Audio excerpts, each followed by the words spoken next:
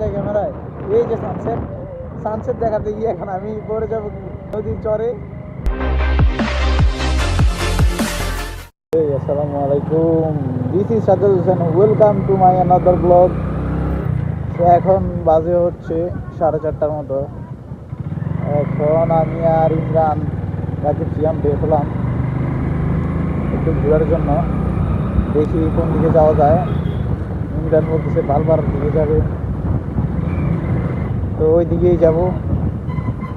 এখন আছি এলাকার মধ্যে, মানুষ যখন দেখে হেলমেটের মধ্যে মোবাইল সব তাকাই থাকে একদম, মানে এটা কি হচ্ছে এখানে, সবাই অবাক হয়ে তাকাই থাকে। আমরা উঠে গেলাম আইলের রোডে, গুমতি নদীর পার দিয়ে যে রোডটা গেল ওইটা দিয়ে উঠে গেলাম। এখন যাবো সোজা পালপাড়া, সুন্দর একটা ভিউ রোডে, প্লাস সূর্যটা ওই দিকে।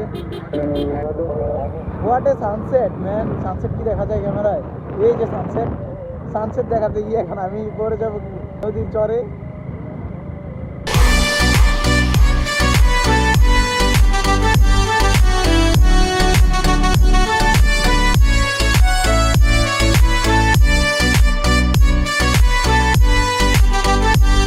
সত্তরবিল ফারিসা থেকে একটা মডেল মসজিদ হয়েছে, এই যে সামনে হচ্ছে মডেল মসজিদ, খুবই সুন্দর মডেল মসজিদটা। এটার মধ্যে আসবাসও করে আসা হয় না একদিনও, নামাজ পড়বো এই শুক্রবার ওই শুক্রবার করতে করতে শেষ, আর আসাই হয় না।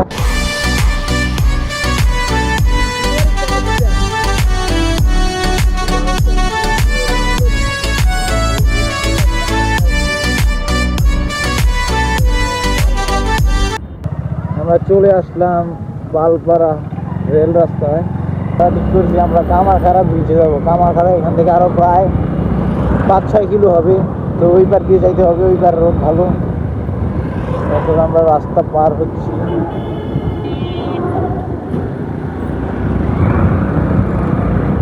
এই রোডটা এতদিন ভাঙা ছিল, এখন এটা ঠিক করছে, বা সেই একটা মাখন রোড হয়েছে।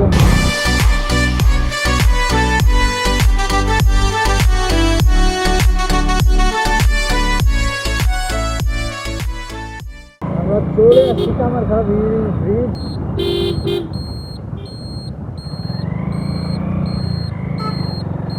এটা হচ্ছে সেই কামারখাড়া ব্রিজ।